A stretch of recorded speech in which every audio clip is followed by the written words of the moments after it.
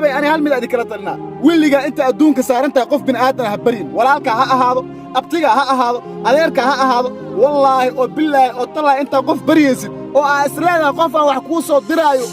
islaada qofkaas wax ka helaysa warabbul kacba inaadan gaareen hormar ina adeer wiliga qof barin haddii aad isku daydid waxa qofka ka bariyaysid inaad samaysid wallaahi waa samayn kartaa because ilaahay qofkaan adiga aad bariyaysid waxa oo si adiga kuma weyn wallaahi wiliga qof barin ani waa jeclaa inaad qof idinka barin waa jeclaa inaad horumarkiina lugihiina ku gaartid ina adeer u gacliyo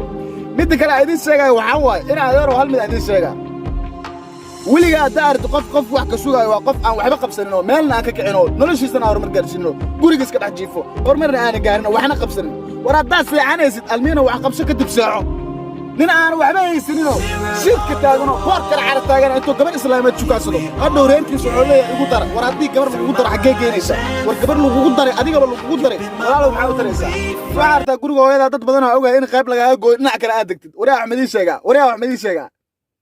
dhalinyaro aniga been idiin sheegi maayo qof inaa caayo ma jecli wallaahi billaahi tallaahi aniga qof inaa caayo ma jecli laakiin dad badanaa ogahay waryaa baryada iska dhaafa war dadow waan ii jeedaa aniga waana ii jeediin fiideogaana waa daawanoosin baryada iska dhaafa qof yahow baryada jooji weligaa qof bin aadan bari inta qof bin aadan maskaxdaada bari ee ku jirto wallaahi oo billaahi oo tallaahi inaad waxba qabsanin